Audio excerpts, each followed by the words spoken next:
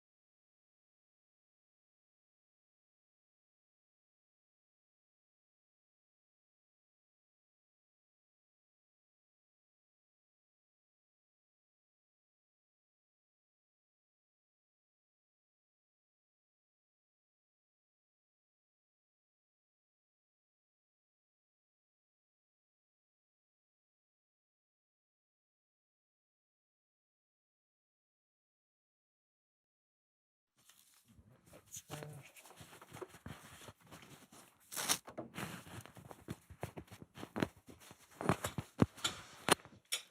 wonder if I can just go around your hand real fast. There you go.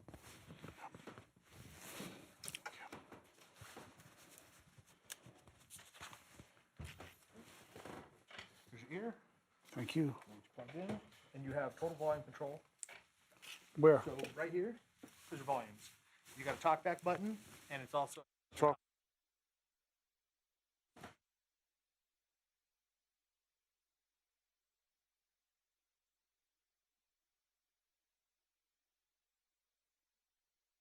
I don't have a mic. You got a lav mic. Oh, okay, great. I should have figured that out. Right? When I was reaching in your jacket. Do you have a jacket? Okay.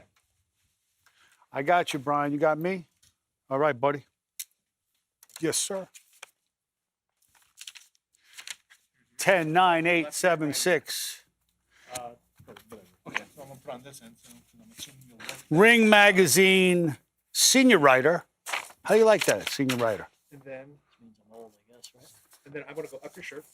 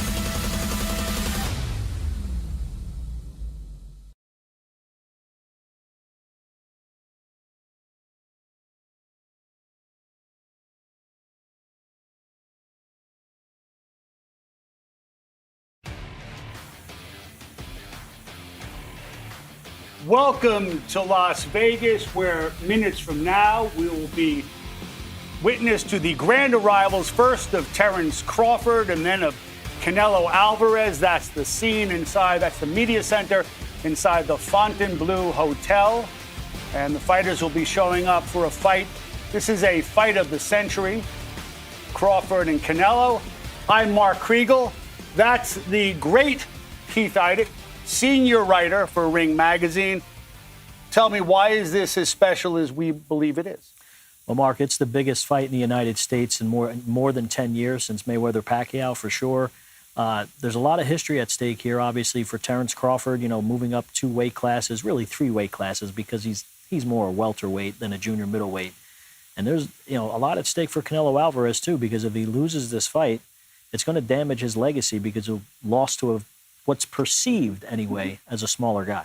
I have never seen a fight with 2 guys more explicitly concerned with their reputations, not for this year or next month or next year, but for all time. And what happens on Saturday night at Allegiant Stadium will change the way, or potentially change the way, certainly for Crawford, how he's viewed as an all-timer. And this is a risk that neither guy really has to take. If you look on Canelo's side, if you look on Crawford's side, he's older. He's the B side. He's moving up. None of that bodes well. But I think, I mean, people like me have great confidence. If you've seen Crawford over the years, what he doesn't have is self-doubt. He is the most confident guy you're going to come across, and his confidence is one of the most. It's probably the best attribute he has going into this fight, because he has a lot of physical attributes as well. But you cannot tell him that he's not going in there and beating Canelo Alvarez. He wanted this fight, right? He could have. Well, to that point, to my mind, there is exactly one reason why this is happening, because Canelo would not, Crawford would not take no for an answer. This is the fight that he wanted. I know that Turki al-Sheikh proposed the idea, why don't you fight Virgil Ortiz? Why don't you fight Boots Ennis? Perfectly good, if not, maybe one day we'll be calling them great fighters at 154 pounds, where Crawford had just won his first belt. And he said, no, I want Canelo. And Crawford set the agenda here. It's Canelo or bust. And I think that, I've been covering Crawford for a long time, and I have never seen you see Turki al-Sheikh there, who has basically bankrolled this thing, who stood by Crawford, and he told Crawford, listen, I will do my best to make this fight happen, and indeed it is happening. What did Canelo have to say yes to? Why is he taking this? Ultimately, I think it was too much money for him to turn down, Mark, at a certain point. He got the Williams Skull fight for a hefty 8-figure payday. He's making 9 figures for this fight. It was too much to walk away from, too much to turn down. He didn't really want this fight in the sense that it's a high-risk, low-reward proposition for him, in the sense that if he wins, he's supposed to win. He's a super middleweight. He's supposed to win. Which is why Crawford wants this, because it sets the idea of him apart. Guys are not supposed to go up maybe a division, but 2 divisions. And it's closer to 3 divisions, because he spent the bulk of these last years at 147 at welterweight pounds.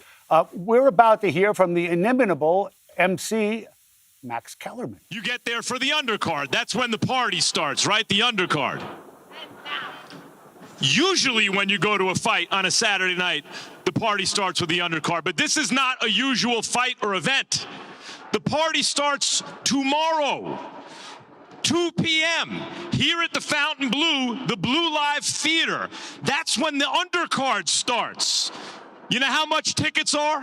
$3.99. That's my favorite price. It's free to the public. You are all invited to the undercard tomorrow at the Blue Live Theater, right here at the Fontainebleau.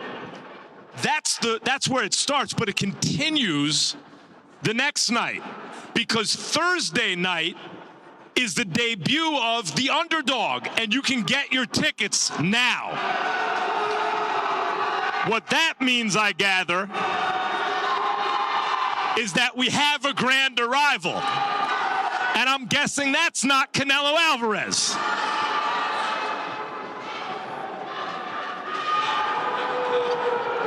Terrence Crawford has arrived, ladies and gentlemen.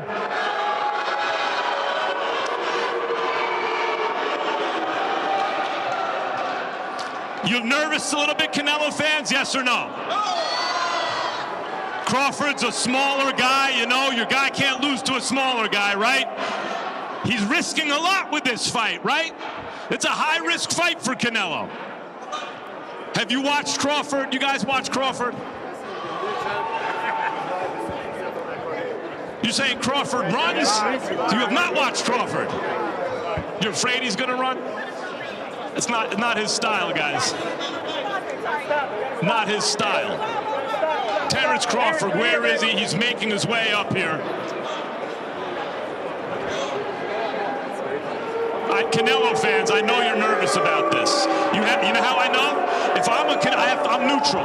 But if I was a Canelo fan, I would be nervous because he's supposed to win this fight. Right or wrong? Is he supposed to win? But Crawford's never lost. Never lost a fight, never come close.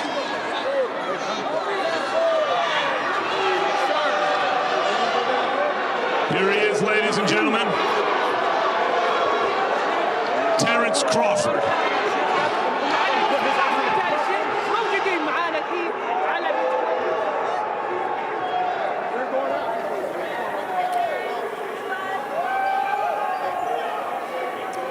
Keith, how you feeling, champ? Let's listen to Mac. A lot of boos when you came in. This is going to be a pro-Canelo crowd. How you feeling about that? Oh, this ain't nothing different than when I went to Scotland and fought Ricky Burns. So I'm cool with it. It's nothing different. At Allegiant Stadium, the biggest fight since Pacquiao and Mayweather? Hey, listen, they all going to be quiet come Saturday. They're all going to be quiet come Saturday? Thank you, bud. Appreciate it, champ. Where's Bomac? That's what I want to know. Where's Bomac? There he is, the man of the hour, Turkey a la Sheikh. Turkey, you're making the undercard free for everyone tomorrow night? Everyone's invited. 2 p.m. Right here at the Blue Live Theater at the Fountain Blue. That's where the party starts, everybody.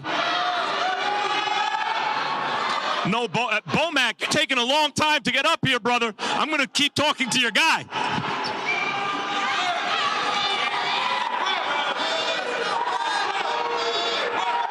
Come on in here, Bomac. Now, a lot of people in the crowd just now were saying Crawford's going to run. Are you preparing your guy to run? Do it look like he's prepared to run? I've never seen him run, but they think he will. Have we let you down yet?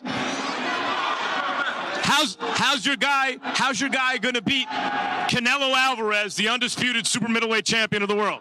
Ring IQ. Ring IQ? Doesn't Canelo have a high IQ? I don't give a damn about all that, man. I don't care about Bud,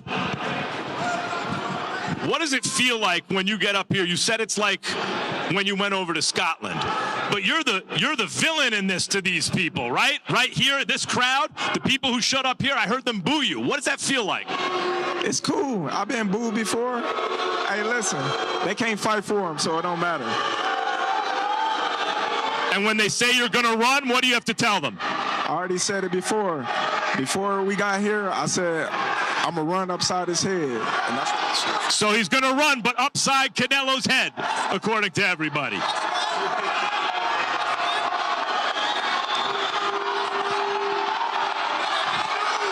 That's right. I see.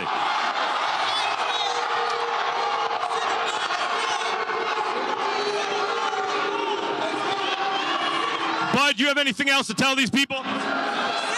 Listen, I love each and every one of y'all, but come Saturday, y'all gonna be crying like I said. I hope y'all put a lot of money on the fight, too. All right, Bud, thank you very much for your time. Bomac's got something to say. What time is it? What time is it?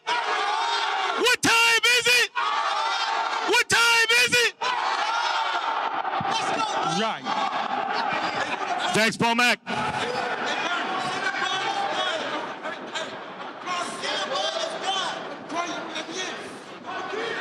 Let's go, baby. Now we have another little treat before you before we get to Canelo Alvarez. Trejo Mariachi, ladies and gentlemen. All right, Keith, anything surprise you? IQ, you're going to be crying Saturday. Crawford tells Canelo's fans, anything out of the ordinary? No, I think, Crawford's really playing up the villain angle. I think he's enjoying this. He enjoys being doubted. One thing Mark, you and I have covered Terrence Crawford for a long time. You know him very well. He really takes things to heart. He's motivated when he senses any doubt whatsoever. I actually think it runs deeper than that. I think it goes back to his mother. I think it's at the very core of who he is. He needs to be doubted.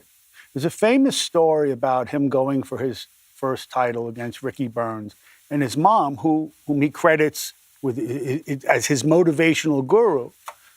He's going to Scotland to fight the Scottish champ for his first belt. No one really knows who he is. And she goes, yeah, you're going to get beat up. And it's that doubting that energizes him. And I have never seen in any division, any fighter, any athlete I've come across, including Michael Jordan, having to, motivate himself by getting cut as a sophomore or some nonsense like that. I've never seen a fighter for whom doubt is a more important fuel. It's so essential to his makeup. You doubted me. You doubted me. That's what makes Terrence Crawford. And I think that when he looks at Canelo, he sees the antidote to all that doubt. He sees the ultimate, I told you so. And one of the things that's peculiar to this stage of Canelo's latter career is that I think that because he was such a potent economic engine, guys look to him as a score, as a payday. I don't think that Crawford looks to him that way. I think that, and Crawford told me this morning, that those guys, recent guys who have fought Canelo, thought going 12 rounds was a victory. I'm here to win, and I don't doubt for at all, a little bit. He will not run. That's not fair. Skull ran. He will stay in front of him. And I think that could be to his peril, Crawford. Yeah, and Dimitri Bivol brought up a good point in recent months when he, the last guy to beat Canelo said his mental toughness and his mental strength is one of his greatest advantages going into this fight. Because other guys come into the fight defeated. They're entering the ring thinking that they can't win. That is the complete opposite of the way Terrence Crawford feels about this. And it's why, like you said, Mark, he demanded this fight. He could have continued fighting. Yeah, to make the most money, he would have had to have fought Boots or Virgil Ortiz. No, and I get why to make the most money? No. To make the most money, he took this fight, obviously. But I'm saying to make the most... I don't think he did this for money. No, I agree. Yeah. But there is a dramatic difference in the money. But he would have been paid very well to fight Boots or Virgil Ortiz. But I get it from his perspective as a guy who's going on 38 years old, not wanting to fight those young lions like that because it's more risk than it's worth for him at this point. If he's going to risk his it's going to be against Canelo. You see this scene with him doing media row and the big scrum, one media outlet after another. And this is precisely the kind of scene and the kind of fight that he has been denied, through no fault of his own for the last, I don't know how many years. I mean, I covered him throughout the Top Rank broadcast, and it was always a production trying to get him a fight, or certainly a fight that was commensurate with his talent. Now, I mean, there was a lot of talk. He didn't draw, and this and that. I think it was a lot of it was a cop-out. Fighters draw when they fight other great fighters.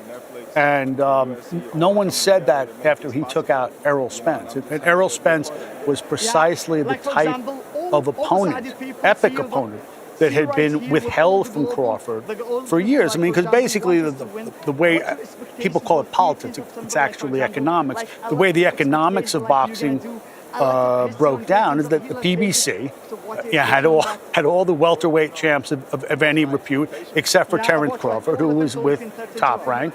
They couldn't. I think both organizations have culpability. They weren't willing to share. They couldn't make the fight, however you want to say it. But as a result, his reputation suffered, and I think that's why he wants Canelo. He wants to be in this big fight because it's this type of scene where he is at the center of the boxing universe that he's wanted for many, many years. Mark, it's interesting also in that when he finally did get the Spence fight, and he dominates an undefeated, unified welterweight champion to become the undisputed champion in a second division, he still didn't get the credit that he felt he deserved. Because Spence was old. And Spence well, no, he was damaged goods because of the car yeah. accident and a detached retina. And he didn't live. I know what I saw in that fight. He didn't live the cleanest life outside of the ring, which Errol will tell you himself. So he doesn't even get the credit for his signature win. So that I didn't hear all those doubters on the way in. Understood. They were not nearly as vocal as they were after the fight, and that was an extraordinary domination. And I'm not saying that that's a fair criticism necessarily, but that's what he's had to live with for the last 2 years, which is again why he wanted a fight like this, because again he goes in as the doubted underdog, the smaller guy. He can't do it. To your point earlier about what his mom told him before he fought Ricky Burns. He's driven by it's his entire existence. He's like that outside of the ring, as you know. But ping pong, basketball, it doesn't matter what it is. He's an extremely competitive person. There's another element to this too, which is, look, Canelo is the great Mexican fighter, and certainly this century, Mexico has risen in prominence and economic stature within boxing. It's a crucial market. It's crucial for the production of fighters. We've talked ad nauseum about what a Mexican fighter is, Mexican style, all of that stuff. But everyone knows about Mexico and boxing. Terrence Crawford is from Omaha, Nebraska, and no one thinks of Omaha as a boxing town. And that idea, that where are you from idea, has followed Terrence Crawford since he was a kid in the amateurs. Like, yo, you're from where? They have fighters in Nebraska? Football players, maybe, but fighters?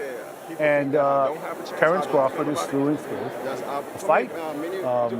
So I think that there's another element that he's been looked at as having no pedigree, not from a boxing place, not from a boxing town, was an unknown quantity. And we were talking about it this morning, when he would fight well-known amateurs like Danny Garcia, like Mikey Garcia. He beat Mikey Garcia. Mikey Garcia was about as well-schooled a fighter as I remember coming out of the amateurs. And he beat him, but he never got any of the shine for that. And of course, in past years, one of the great ways for a fighter to come into the pros and already be known was the Olympics, and he didn't make the Olympic team either. So he was really sort of playing catch up from the jump, I think. Yeah, and Cameron Duncan, his late former manager, who had a great eye for talent, obviously identified Bud as a guy who could become what he became. Mm-hmm. You know how that happened? How's that? The great Timothy Bradley, I should say. Oh, when he sparred. Yeah. Bradley had a camp when Bradley was really like a top 5 fighter. And Bradley calls him into camp, and the condition was he had to fight southpaw. He says, sure. So, Tim's a champ. Tim's at the very top of his game. And after the sparring session, Tim's just sitting on a ring apron, and he goes, what the hell was that? You beat my ass. And that didn't happen very often to Tim Bradley, certainly not at that time. And he says to him, we ain't no sparring partner. He goes, you a champ. And at that time, it was a different Bud Crawford. And Crawford says, yeah, you think so? He goes, I know so. And in fact, it was, it might have been Bradley's greatest prognostication of many. Yeah, no, absolutely. And he believed it, though. Crawford believed it from the beginning. He just didn't get the opportunity until he got those fights on HBO that changed the course of his career. Yep. We're going to listen into some of the interviewing now. It's going to be a lot of pressure for him as well, and that's why, us fighters, with the experience, we know how to deal with the pressure. I just talked with the Saudi Diegues, and what is going to be the difference for you? Saud told me that you are like a unicorn in boxing. There's no difference. We're going to go out there and we're going to do what we have to do to secure a victory. Thanks so much for that last. Let's see you. Terrence Crawford. If Canelo puts his hands on you in the face-off this week, how are you going to respond? I don't think he's going to do that. So I don't know. I'll respond. I don't know. Why do you not think he would do it? He did it once. Listen, I think, it'd be cool. Hey, Terrence, that face-off that you had, I mean, were you able to size him up? I mean, what was that face-off like, and what's it like bulking up a little bit? Well, I'm at my natural weight. Me bulking up, a lot of people is taking him too far in that. Oh, he's slow, he's bulked up, and this and that, and all that. He's fat, and this and that. You know what I mean? I don't care about all that. I just want to fight. People said that you guys look very similar in size, like you were mentioning. If anything, maybe a little bigger in that face-off yesterday. I really don't care if he's bigger or if I'm bigger. We still got to fight. Come fight night.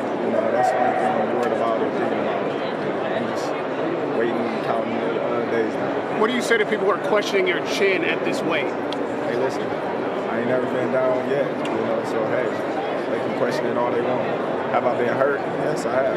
Have he been hurt? Yes, he has. Here's what it is. Let's figure it out. All right, let's go. Thank you.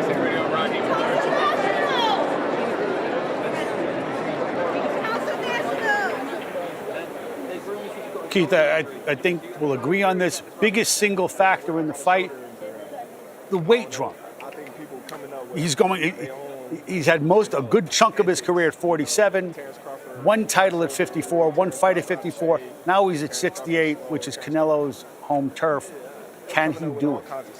Well, his people certainly think he can do it because they'll tell you to a man, Brian McIntyre and the rest of his training team, Steven Nelson, who's been sparring with Bud since he was a 35-pounder, and he was a light heavyweight. Steven Nelson ain't Canelo, no offense. Understood, but he was 175 pounds when Terrence Crawford was 135, 40-pound difference, and they sparred together. So he's always been in there with bigger guys. He always took it as a challenge when guys came to the gym.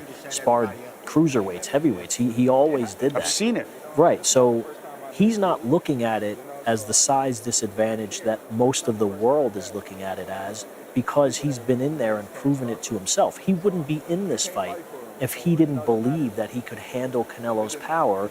And Mark, you know, there's a dramatic difference between sparring with heavily padded gloves and headgear as opposed to the bright lights of fight night when you're in there with smaller gloves and there's all this pressure on you. It's very different. So we won't really know until Saturday night how well Terrence Crawford takes a super middleweight punch from a guy who probably will be a cruiserweight by the time they get in the ring. What would you compare this to? Is this without precedent, or what do you go back and forget like Henry Armstrong, forget the last century, but what in the last like 30, 40 years could you compare this to? Is Leonard Hagler comparable? Is it not?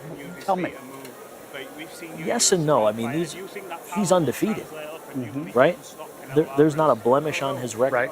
So it's different in that sense, in that he didn't have to do this, and he's risking his O.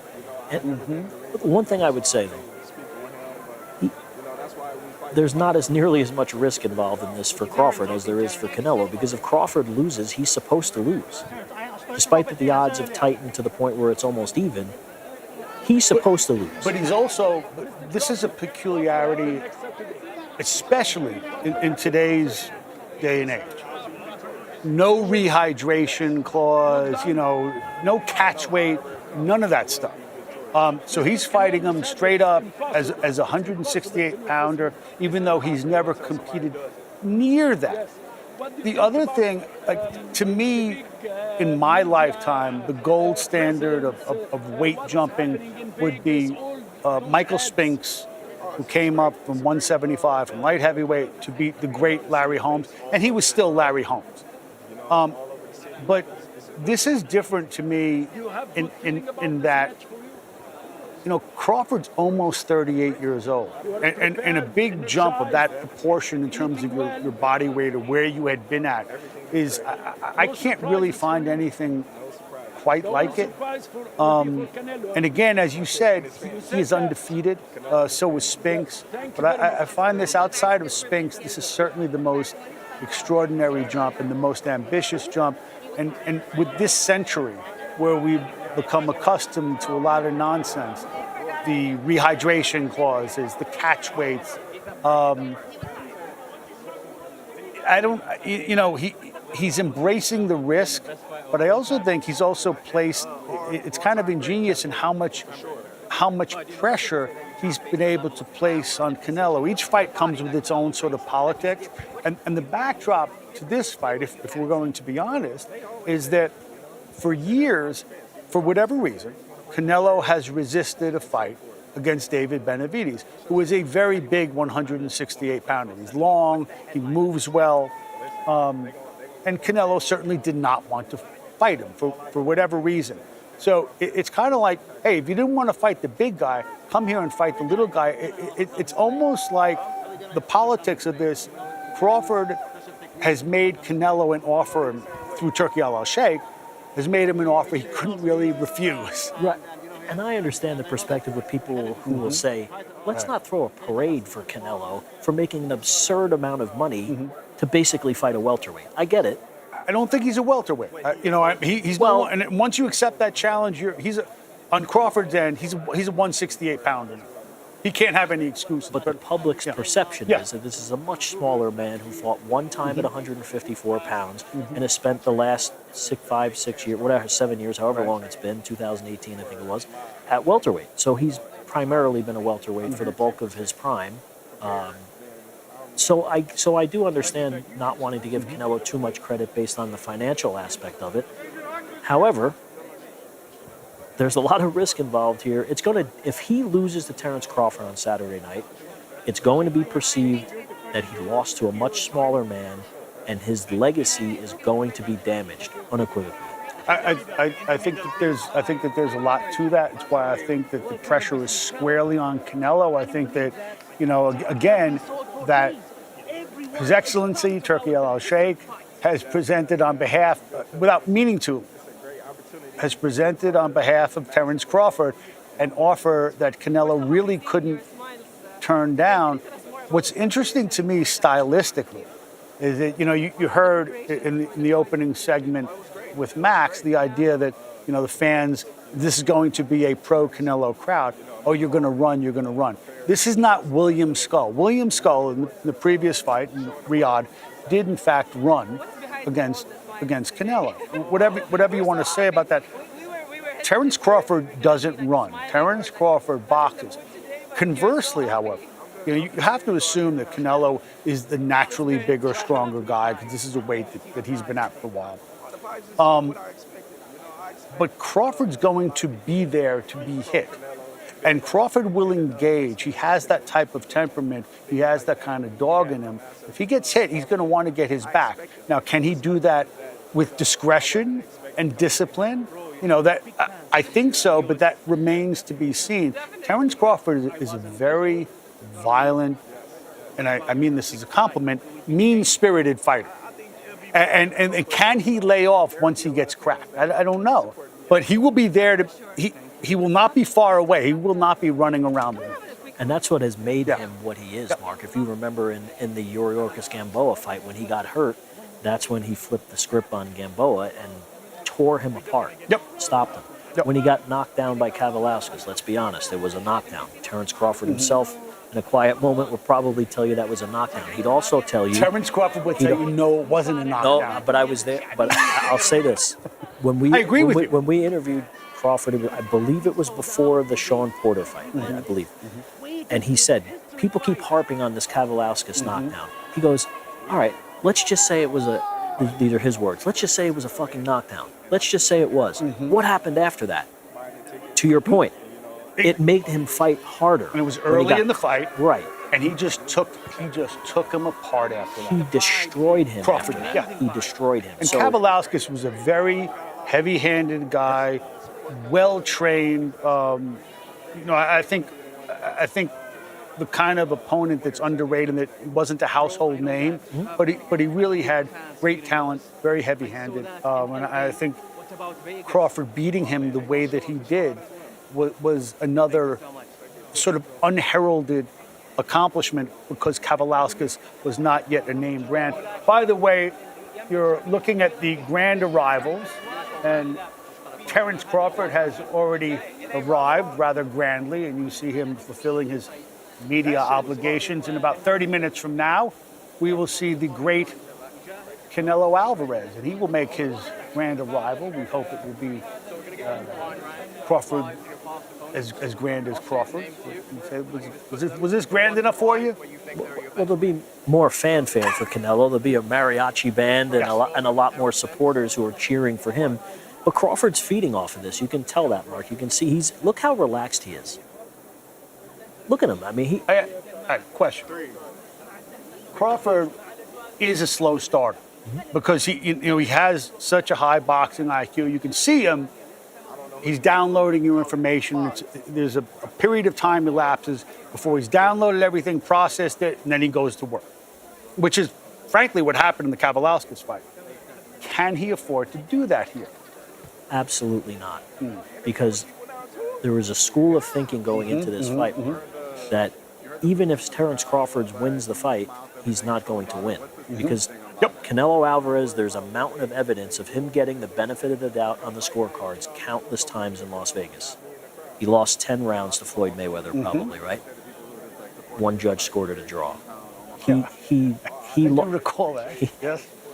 She wound up never judging again. But point is, he does seem to get the benefit of the doubt, even in more recent times, against Gennady Golovkin in the first fight. Most people think that Golovkin deserved to win. Do you? I thought Golovkin edged it in the first fight. I didn't think he won. See, I thought it was 8 rounds to 4. legit. I thought it was a very legit close draw. fight. It was a very close fight, razor thin for sure. But a No lot of doubt people about the second, right? Yeah, Canelo won the second fight, I thought, and obviously he won the third fight. Can I? First of all, not only do I agree with your assessment about he cannot get off to a slow start, but I spoke to Crawford this morning, and he agrees with you. So, I mean, I asked him, I said, look, let's be honest here. You are not the A side. Can you afford to start slow? And he said, absolutely not. I mean, it was a very candid interview. I have to be decisive. I have to show that I'm in control. I have to dictate the pace. And I thought that was a pretty clear-headed answer. Fighters are notoriously dishonest when they come into fights. And, this is the greatest camp I've ever had. I've never felt so good. The weight cut was so easy. And, they're all lying through their teeth. But I thought that about what kind of start he needs was incontrovertible.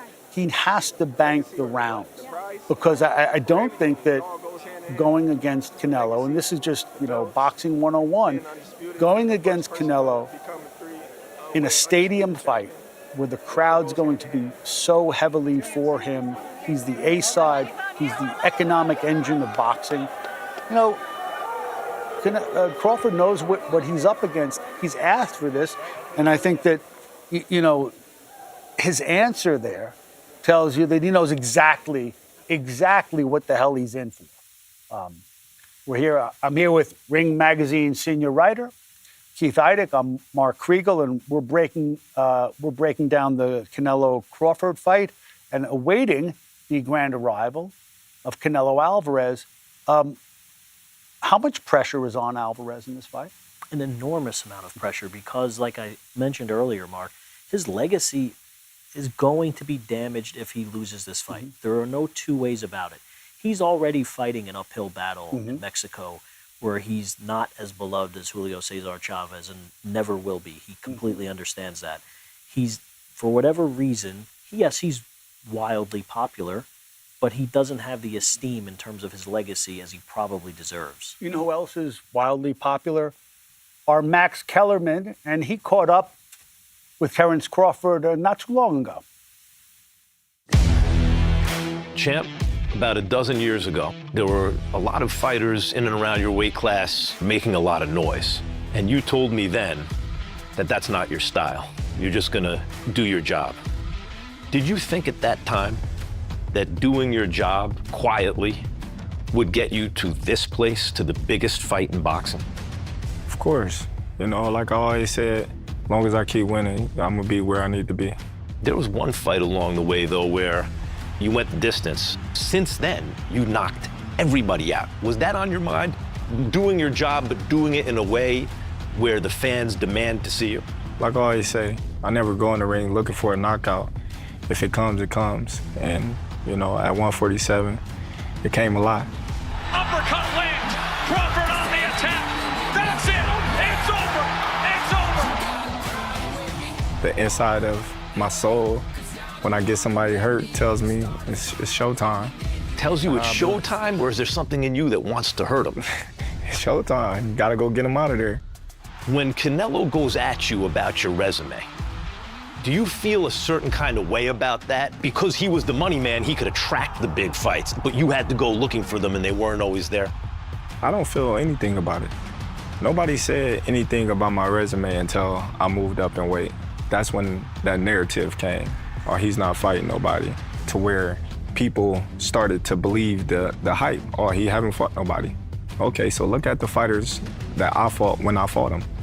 You know, was they nobodies or was they somebodies? Interested to engage right now. Now he waits. Gets nailed again. He drops him on his nose. And Kenny Baylor doesn't bother to count. He's knocked out. Terrence Crawford knocks him out in the 5th round after winning every single round of the fight. Crawford is another guy you're going to see a lot more of. A couple of years ago, you said, Canelo, that's super middle. That's too much for, like, it's too big. What has changed your mind between then and now you're fighting him? I just, you know, took a hard look at him. You know, I sized him up in and out the ring, and I just think, you know, my skills is gonna lead me to a victory. He comes from, what, 147? Mm-hmm. You know, he's not a big guy. You know, he's been fighting bigger guys his whole career. So if he can do it, why can't I? That's how I look at it and see it. And the counter, right hook, the left, the right, Errol Spence on inline skates, and the referee has intervened. Mamma mia! Terrence Bud Crawford has made history.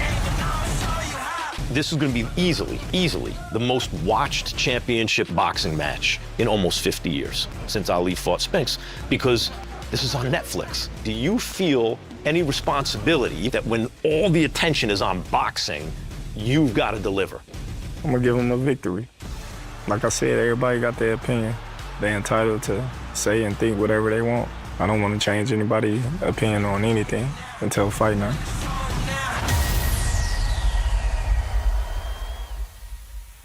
Keith, Max asked him something in that piece. Is there something in you that wants to hurt your opponents? And I know for a fact that there damn well is. Terrence Crawford is one of the most mean-spirited fighters. And I remember the trainer, Ben Davidson, saying there's an art to being mean-spirited as a fighter. But he's one of the meanest guys. He has true killer instinct. And there's something else with it. I've seen mean guys in there before. I've seen guys who want to hurt you. I have never seen it from a guy who can come at you as easily from the right side as the left. It's this sort of dichotomy within Crawford that's particular just to him. The same way he can be a good guy and a family man, he can be a killer. There's this dichotomy in him. He can go to left to right. He can switch from being a nice guy to being a really mean guy too. What do you think the switching, what type of a problem does that pose for Canelo? Or has he seen enough from both sides? Well, I think it's an enormous problem because he does it so flawlessly. He can fight the entire fight as a southpaw. He can fight an entire fight as an orthodox fighter. He can switch back and forth, within rounds. I mean, go back and forth and really confuse Canelo, because Canelo couldn't conceivably know how Crawford is going to approach this fight, because he has tricked people into thinking he's going to do one thing and then done another in the past, and I could see that happening on Saturday night as well. Let me put it to you this way. Canelo is nothing if not a richly experienced fighter. Okay, he's fought I don't know how many orthodox fighters, and he also learned there's a stretch in his career. Trout, Arislandi Lara. You saw what he did to another southpaw, Billy Joe Saunders, who's really a craftsman. He knows how to deal with lefties. We know he knows how to deal with orthodox fighters. What's the difference? Well, he has had some trouble at times with southpaws. He certainly had trouble with Lara, and that was a while, but it was a long time ago. But it was I think that he really learned his craft in those years. He did, and he damn near decapitated James Kirkland, who was a southpaw. So he's had success against southpaws as well. But how do you prepare, Mark, for someone like Crawford? You can't say, oh, let's go replicate the sparring. Now, he tried. He brought Boots in. Right? And that was, by the way, that was at Boots' urging, not Canelo's. Why do you think that was? Boots wanted to go test himself against Canelo. He knew that he would, obviously you get some positive publicity out of it. Yeah, Boots knew that he would get some positive publicity out of it, of course. But he's the one who initiated that.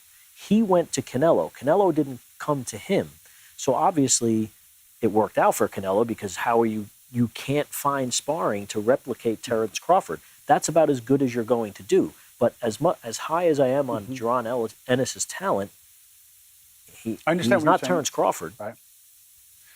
Billy Joe, okay, in the last, I think, decade or so, he has fought just two lefties. John Ryder, who was workmanlike, what I thought was game, and Billy Joe Saunders, who was really an excellent fighter. It's just Canelo tore him up, broke his orbital bone. Is it really that big a difference? I understand that Crawford can change inside a round. Other fighters can't. But if you've seen enough, if you are as richly experienced as Canelo Alvarez is, shouldn't you be able to handle a guy switching? Well, you would think, but there's no one else who's done it this way. There's no one to compare it to. And when does he do it? How does he do it? How does he keep Canelo guessing? Canelo is not looking to, he's looking for a guy to stand right in front of him in one position and bomb away on him. That's what he's turned into, unfortunately. That's why William Skull, for all the criticism that he rightly took for running, because let's be honest, he won probably 4 rounds. Not, like you said, not in a way that you traditionally win rounds. Canelo just stood there. You'd never be a judge in Vegas. No, I'm just sure. But he didn't cut off the ring. He didn't make much effort to cut off the ring. It was a bizarre performance from Canelo. Do you think that that's because Canelo these guys don't really pose a challenge to him? I think that, again, in the latter stages of Canelo's career, there's a class of fighter that looks on him not as competition, but as a payday. And I think that, and Crawford agreed with me when I brought this up, that they were in there to get their victory was signing the contract or going the 12 rounds. And every fight that Crawford is in, I know he's not as active, hasn't been as active, but he's there to win. He's not there to get paid. True. To your earlier point about Terrence Crawford having this meanness and this nasty streak in him, which he clearly does, you wonder if Canelo has lost that a little bit because he's let guys off the hook. That's my question. He's let guys off the hook, right? He's knocked down a lot of these fighters that he's gone to distance with in his last 6 fights. I mean, 7 fights in a row have gone to 12-round distance. So he's not knocking people out the way that he once did.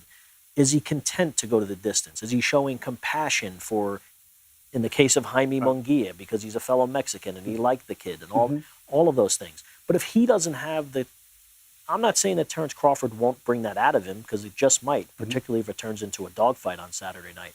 But does he still have that to go take out Terrence Crawford to ensure that he doesn't lose a fight that, from the standpoint of his legacy, he cannot lose?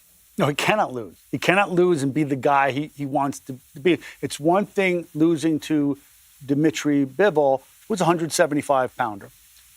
Losing to Terrence Crawford at 168 on the come-up, 2 divisions, is something else entirely. And it would imperil a reputation that Canelo holds absolutely sacred, not even internationally, but his standing as the great Mexican fighter of this age. So I think that's I've never seen this be about 2 more gargantuan egos, more explicitly concerned with their legacy. we're going to be hearing, I hear from Canelo Alvarez maybe in about 15 minutes. He'll show up and make his grand arrival. In the meantime, guy we know wrote this piece about the great Canelo Alvarez. If the first thing you noticed was the hair, you weren't alone. A sign of his singularity.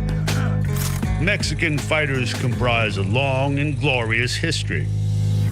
But across decades that span millennia, this Mexican fighter's done something his predecessors couldn't imagine.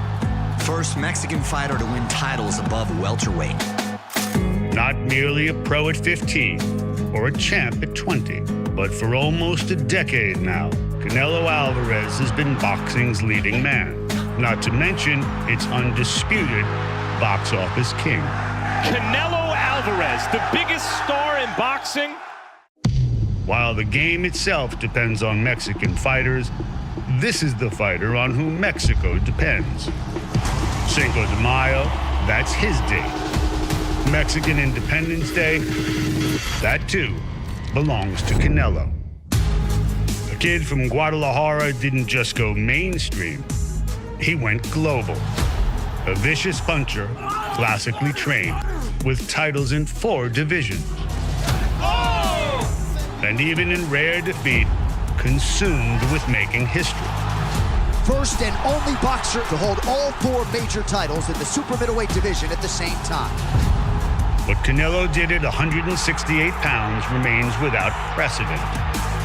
Canelo has accomplished so much. He's already forced his way into the all-time greatest Mexican conversation. Still, his reputation itself has come under question. Not the biggest man Canelo's ever faced, but the biggest threat to his legacy. While each fight changes the boxer, this fight could change boxing history. And he is still at the top of his game.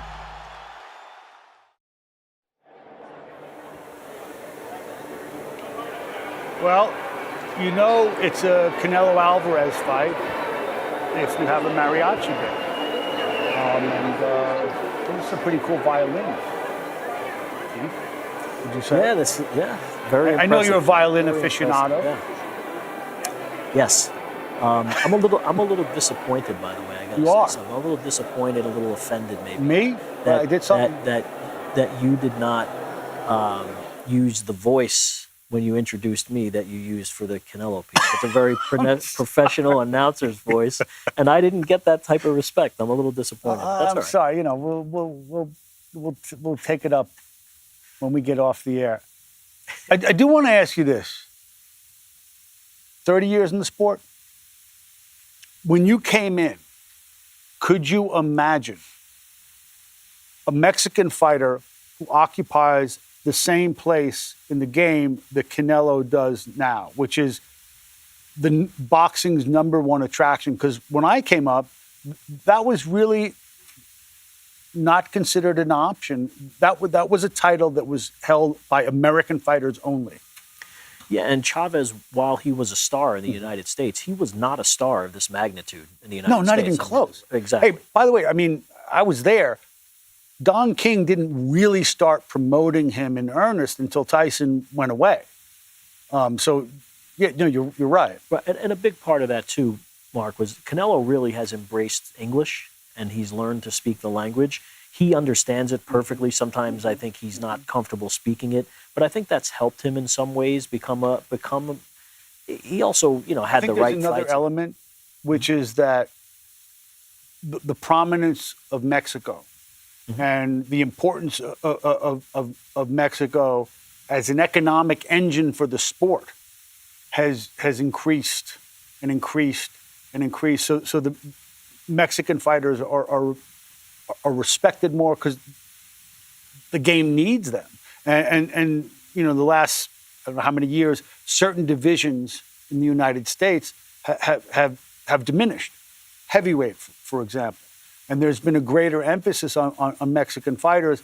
I think that there's another element, which is Canelo's look, which was so distinct. Wait, who's this kid with red hair? Wait, what's going on here? That it focused. you were riveted to him. The power helped too. And that was, he became the #1 attraction in boxing. I understand that he could hear he knew what everyone was saying in English, but his reluctance to speak in English, he was already, before he was talking as fluently as he is now in English, he was already the #1 attraction in the game. And I think that's different, certainly from the fighters I grew up with. The game has become more international. And it also helped that he fought Floyd Mayweather when he did. He was 23 years old. Yeah. And By the way, Floyd was the... By the way, all losses are not created equally, and that was a great loss. And it helped him. It helped him develop in the ring and in his career. But he became a pay-per-view star. That's the thing. You can only become a pay-per-view star if you fight a pay-per-view star. Right. That's what people don't realize today. Yeah, and it really did help him become a household name in the United States at a very young age, and he's still fighting 12 years later on the grandest stage, which is pretty amazing when you consider it. I think that one of the things we forget about is how traditionally Mexican his journey has been. I mean, kids don't turn pro at 15 in the United States, but he did. He's traveled this very traditional, old school Mexican path, and I think that sometimes we forget about. We're looking at a kid who's been making his own way in that ring since he was 15 years old. And he was 140 pounds at 15 years old when he made his pro debut. The other thing that I often think about sometimes when we assess Canelo's career is how differently things might have gone had when he fought Jose Cotto. If Jose Cotto was able to capitalize on hurting him early in the first round when he was badly hurt, it's the most hurt we've ever seen Canelo in a fight. What if Jose Cotto would have taken Canelo out? Well, there's a difference in that. I still think back then, I know it wasn't ancient history, but a loss shouldn't be the end of your career. And thank God it wasn't. There's another way to look at that too, which is maybe Canelo was more resilient than we knew. Every fighter is going to get tested like that. Like, for instance, I thought that there were different stages of their career, but I thought that one of Mayweather's finest moments, if not his finest, was when he gets cracked by Mosley. And he's really about to go. Oh yeah, he was. But but the instinct in him and the courage in him is so finely honed. He knew what to do. He held on. He took what he had to take. And then he pitched a shutout from there on out. And how Mosley hit hard. Mosley hit him really hard, and he knew how to deal with it. So I thought that maybe we're seeing something that we haven't seen much of because people haven't been good enough to test Canelo. Is that a legit way to look at that Cotto fight? But my point in saying that, though, is that if he got stopped in the first round by Miguel Cotto's worst brother, his career obviously wouldn't have become what it became. I mean, and it really, it's that fine of a line, right? Because if he gets stopped in that fight, he doesn't become Canelo Alvarez. That was my only point saying that. No. I understand what you're saying. I think it's a legitimate point, and I unfortunately we're in an age where, thanks to Mayweather, who was a complete anomaly, and other fighters I don't think should judge themselves against. There's only one Floyd Mayweather, where a loss has become a death sentence for your career. I think in that respect, the example of the UFC has been helpful. Everybody loses. In boxing, everybody's supposed to lose. I see all these guys with perfect records. I don't see that many perfect fighters. As a matter of fact, I don't see any perfect fighters. But you have all these guys with O's, and that's primarily because they've never been challenged enough. And there should be very, very few, if any, undefeated fighters in boxing. And I commend Canelo because he has lost, because he did fight Bivol. I'm much more interested in seeing Canelo Bivol than I am in Canelo Berlanga or Canelo Skull. No, 1,000%, in any event, you've been covering him for a while. The most impressive performances you've seen in Canelo Alvarez? I would, in the more recent part of his career, and it's not all that recent anymore, but I think his win in the rematch against Golovkin stands out to me because a lot of people thought that he lost the first not fight. Mexican style or what we like to. He No. was a really crafty, excellent. Yeah, no, boxer. he really showed. He did. He really did in that fight. But a lot of people thought that he lost the first fight, which of course resulted in a draw, very dubious draw. But so I think in that fight when he came back and fought the way that he did and showed that he had different dimensions to his game and beat Golovkin is really one of the fights that stands out to me because, you know, frankly, in the last few years, you know, he loses to Bivol and then he's beaten some very good fighters, but he hasn't beaten any great fighters, right? I mean, you wouldn't say that since he's fought Bivol that he's beaten great fighters. Look, no, but I think that Golovkin's a great fighter. Golovkin's a great fighter. I think that, and I don't mean to parse this too conveniently, but what he did at 168 and collecting all the belts and going through fighters like Saunders, who hadn't been beaten, and he just decimated him.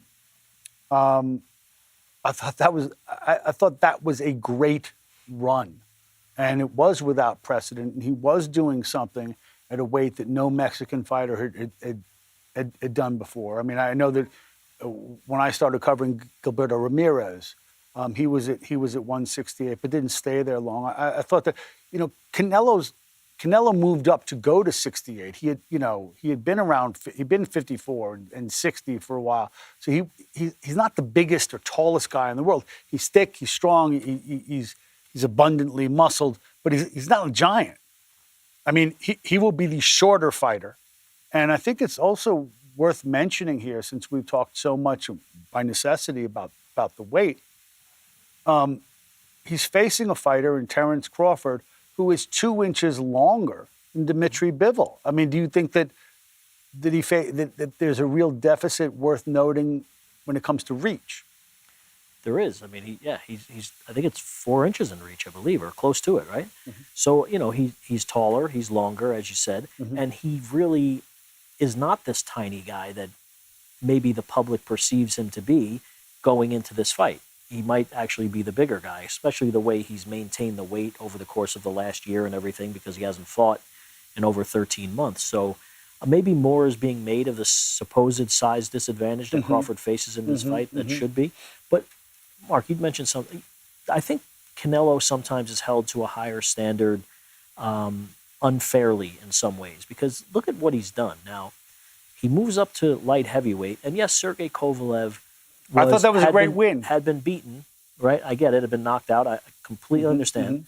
But the Crusher Kovalev was a big dude, and he still had heavy hands. He could still punch, and he took everything he had and didn't budge. We haven't seen anything close to what happened to him in the Jose Cotto fight since then. He's got a granite chin. Yeah, he has turned into more of a stationary fighter who's just looking to take guys out who stand right in front of him. That's all true, but I think he's unfairly criticized sometimes and maybe taken for granted in some ways, you know, particularly being the economic engine for the sport, as you've said. Let me refresh here. We are up about 5 minutes. There you see the media center at the Fontainebleau Hotel, where everyone is awaiting the grand arrival of the very grand Canelo Alvarez. This is the fight that so many of us have wanted to see for quite a long time. This is the fight that they took to calling for a bitter time the one.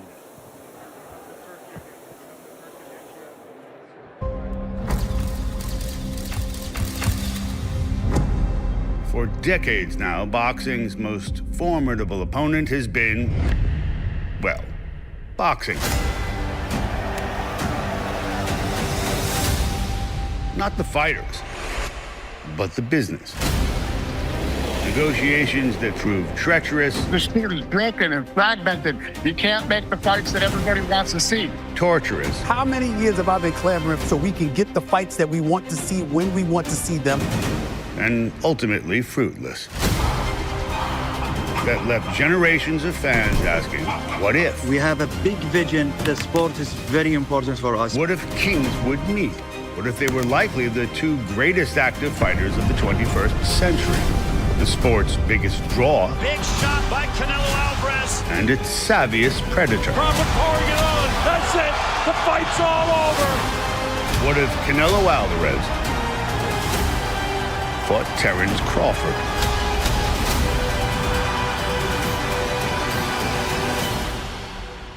Guess what? No more what if. It's on. And there he is, His Excellency Turkey al-Sheikh, waiting as well for the grand arrival of Canelo Alvarez. He's got his Canelo Crawford shirt on, he got his Canelo Crawford hat on. And it's in many respects his show. One of the things that most interests me about the fight, in addition to the wonderful mariachi violinists, is the idea that even though Crawford has to come up a good way in weight, we've never seen Crawford lose. But we have seen Canelo lose. And I think it's to his credit. I think your career doesn't really become interesting until you lose.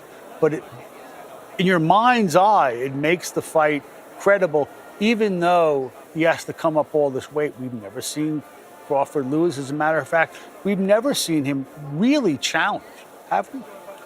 I think the Sean Porter fight Sean was very Porter close, for a while, actually. yeah. I mean, it was close on the cards. Wasn't close at the end. No, and it, again, speaks to what you mentioned earlier about his killer instinct, what motivates him. When he was told in the corner, hey, the fight's close, or they have you down, or whatever he was told between rounds, he was pissed off, and he came out and took Sean Porter. Sean Porter is one of the best fighters in that division. That blew me away. And but it was a competitive fight before then, and one of the few competitive fights of Crawford's career. If you know anything about Sean Porter and how tough he is and how tough he is in the gym, look, this is a guy who'd never been taken out. And the idea that Terrence Crawford took him out, to me, I'll always remember that. I'm like, wow, it's over? And I looked at Porter and he wasn't protesting. No. Which to me said volumes. Just how destructive a puncher and how destructive a force Terrence Crawford really is.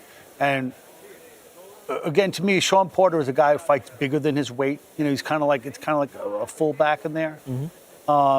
He's really imposing physically. He wasn't a great knockout puncher, but he's the kind of guy who could just wear you down, and he looked bigger than he weighed. And he fought bigger too. Anyway, here we are. I think we can toss to Mr. Max Kellerman.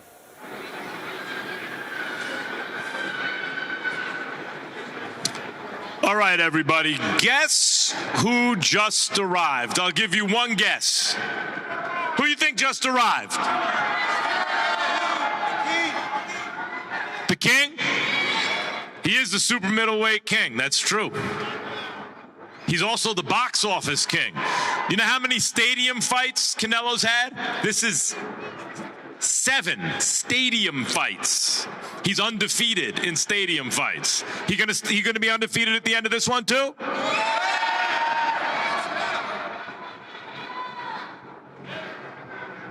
One thing about Canelo is he's been in a million big events. And I'm going to ask him about this just between you and me when he gets here. Don't tell him. But has he ever been in a bigger fight than this one? Is this everyone knows this is easily the biggest fight of Terrence Crawford's career. But has he ever been in a fight as big as Canelo Alvarez, who's been in a million huge fights? Floyd Mayweather, that was huge, and that was Floyd, but he was young then. He was young, and he wasn't going to be in front of, 50 million people worldwide. Because this ain't a pay-per-view. This is available to everybody. I think Triple G, those were big fights, but not like this. I think this is not only obviously the biggest fight of Terrence Crawford's career, but in a career that's filled with almost nothing but huge fights, this is the biggest fight of Canelo Alvarez's career.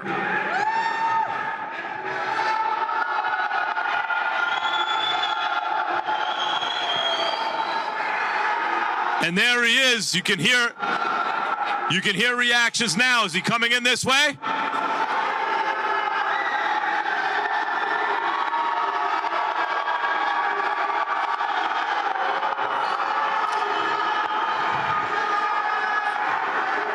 Canelo Alvarez has been knocking out grown men since he was 15 years old. Does he still have it? Does Canelo still have it? Are you sure he still has it? He's going to need it. Well, we know that. But he's going to need it to fight Terrence Crawford. And by the way, Canelo, when you talk to him about Terrence Crawford, he knows what he's in with. A lot of times, fighters who take smaller fighters, people think they're just doing it for the bag, right? And they kind of take it easy. They don't get as up in training for them as they should, and they can get upset. Canelo is sparring with Boots Ennis getting ready for this fight. He's not falling into that trap because he knows what he's in with. And these two fighters, Canelo and Crawford, were the best pound-for-pound fighters in the world consecutively.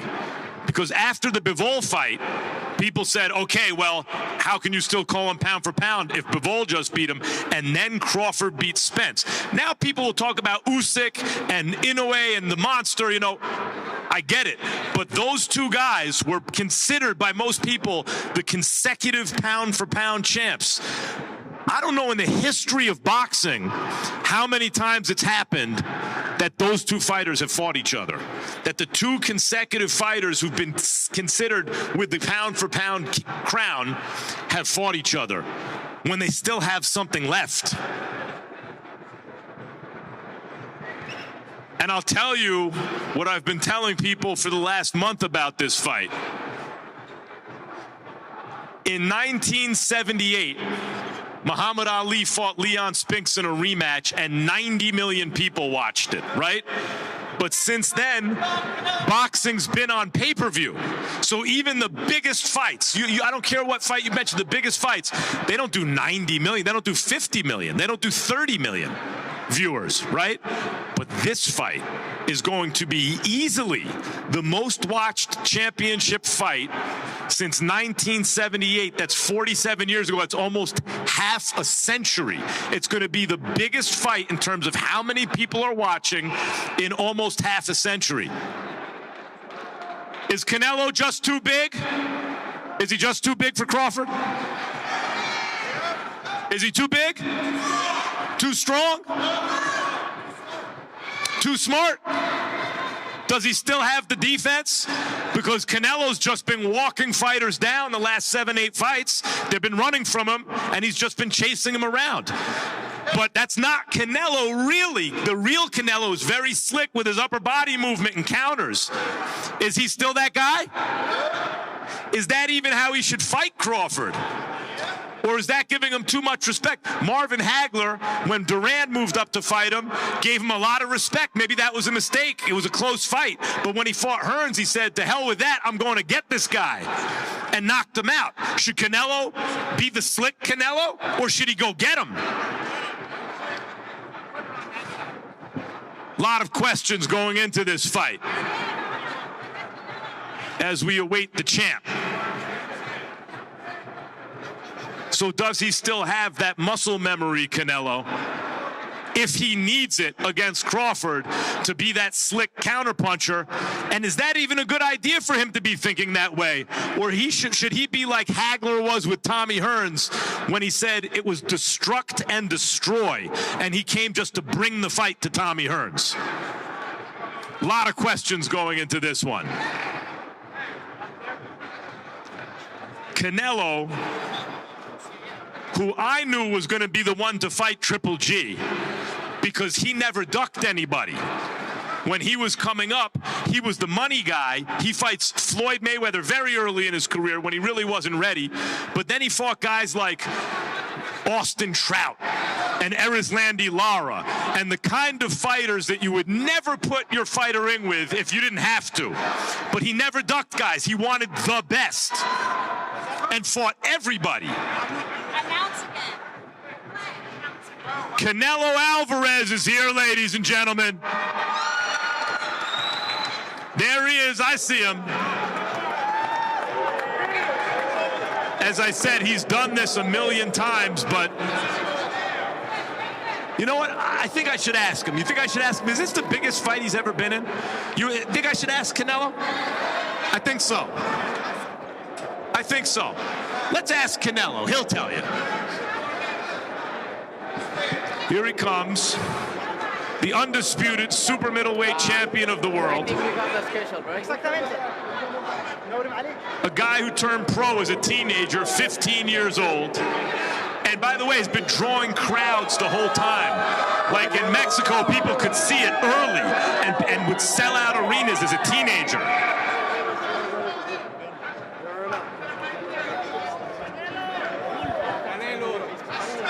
Used to this sort of thing. I see Richard Schaefer. I see you, Richard.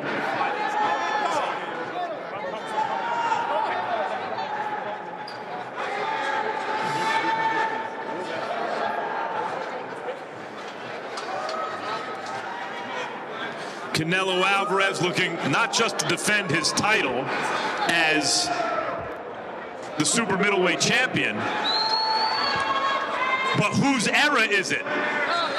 Whose era was it really? Was it Canelo's all along, or was it Crawford's? We're going to find out. There he is.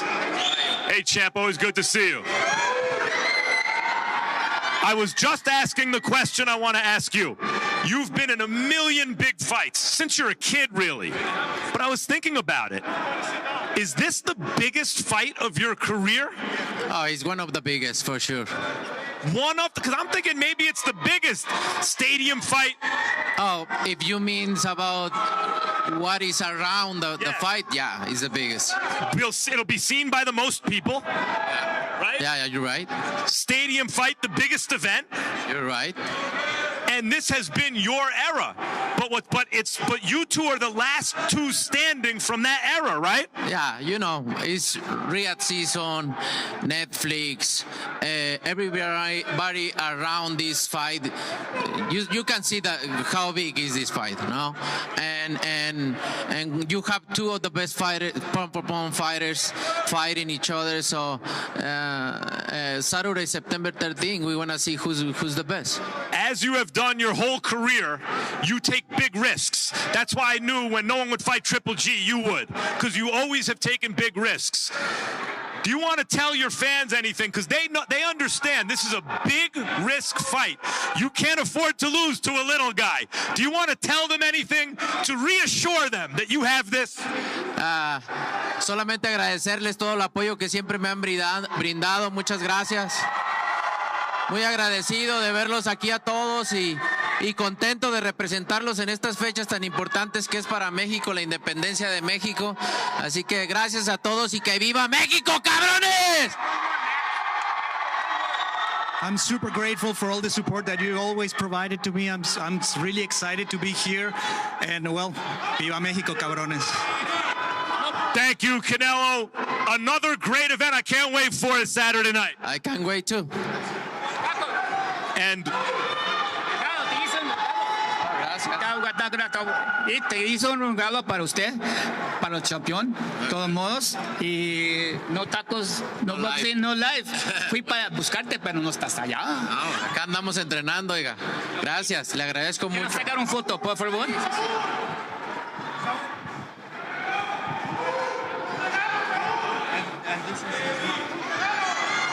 Bye.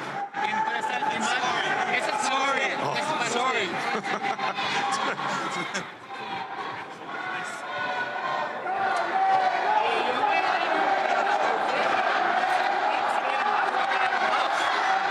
Eddie.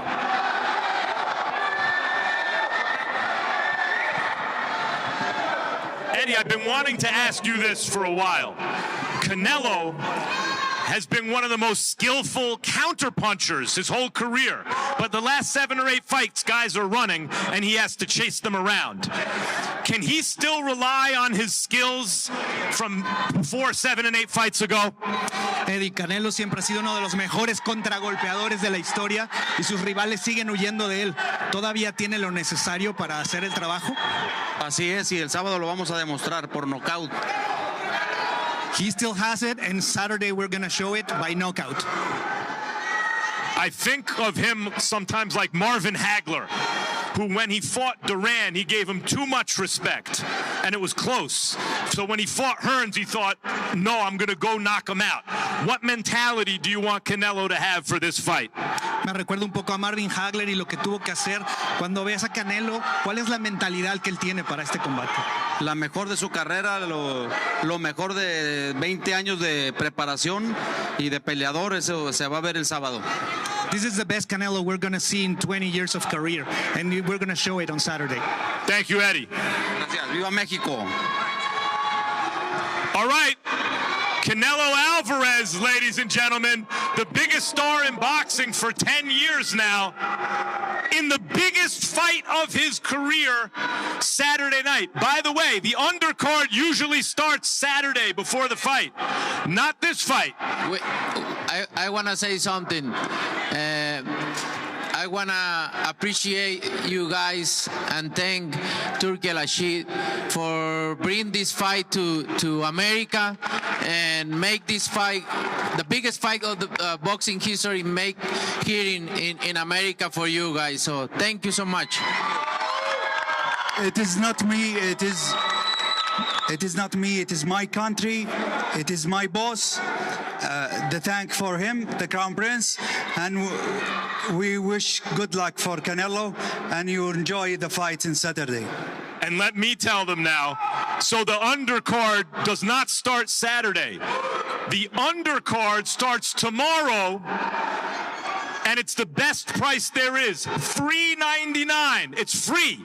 You're all invited tomorrow, 2 p.m. at the Blue Live Theater right here at the Fountain Blue. The undercard starts. And available now, tickets to Thursday night's Underdog Series. It's the debut. You want to see young up-and-coming fighters and great fights? Same thing, same place, 8 p.m., the Blue Live Theater right here at the Fountain Blue, 8 p.m. Thursday night. Canelo, thank you so much. Turkey, thank you so much. Richard Schaefer, Eddie. All right, that's all she wrote, folks. Thank you. See you.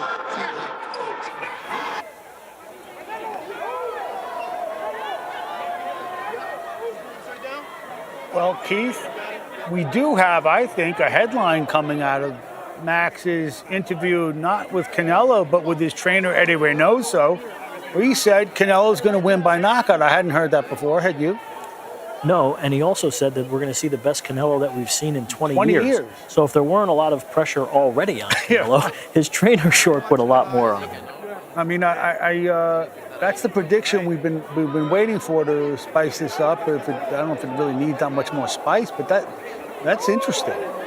You know, a trainer saying that my guy's winning by knockout. I did not expect that. No, I didn't expect it either, based on the build-up toward the fight. I haven't heard anything like that. So, look, man, I think Canelo hearing a lot of people and reading a lot of things about him losing this fight, because many more people now believe that Crawford is going to win than when this fight was first mentioned several years ago. People thought that a lot of people thought that it shouldn't even happen, and now there are people who think Crawford has everything it takes to win the fight.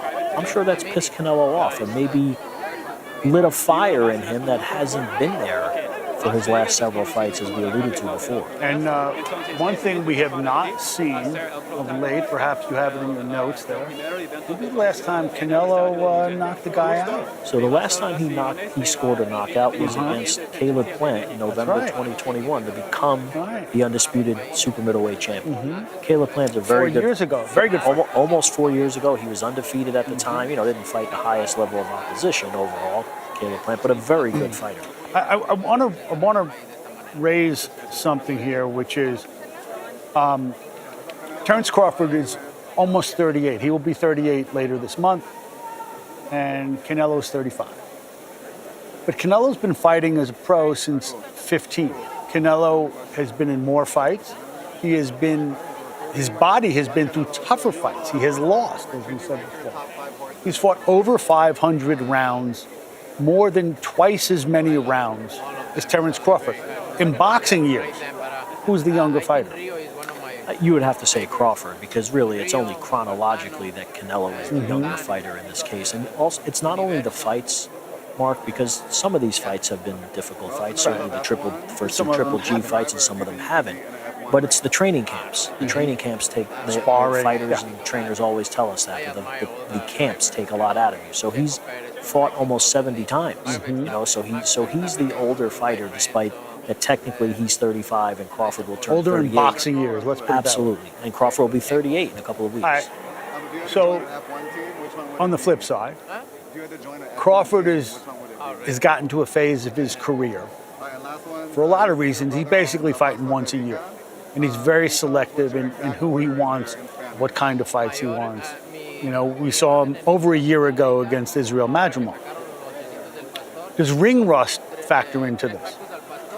Well, it's interesting because if you look at Terrence Crawford coming off comparable layoffs in the last few years, well, he was coming off basically a one-year layoff when he fought Sean Porter, who gave him one of the toughest fights of his career, but he did knock him out off a long layoff. Now, that was almost 4 years ago. And how was the long layoff with Spence? Well, it wasn't quite as long because he had fought Avanisi in the previous December, so he got not a hard fight and not many rounds, and only went to the 6th round. However, at least he fought, and he was in camp, and it wasn't quite as long a layoff. However, look what happened in his last fight.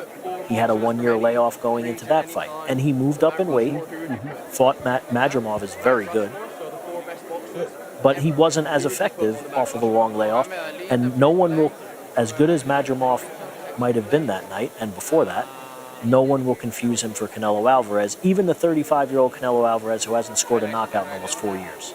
I'll tell you what, I kind of disagree with the Madrimov analysis. I know it's popular, but I was speaking to Crawford this morning, and he says that Madrimov was sort of unique. He's tall, he was bouncy, he was long, that Canelo doesn't present anything like Madrimov, completely different animals. And I just think that Madrimov had a unique style, a unique rhythm to him. Canelo's more predictable. But let's listen in. I have to say, Keith, you're the best.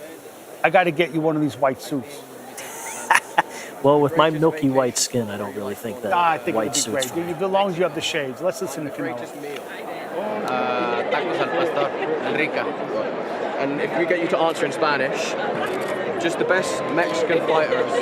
You know, can you talk a bit about, because a lot of people call you the best Mexican fighter ever. Who, in your opinion, is, you know, if you had to put some of the greatest fighters in Mexico, who do you think are? No, sabes que no me gustaría ponerme a mí ahí todavía no me retiro y creo que mis números van a hablar cuando me retire, pero tenemos grandes peleadores mexicanos como los César Chávez, Gilberto Román, Salvador Sánchez, la Chiquita González,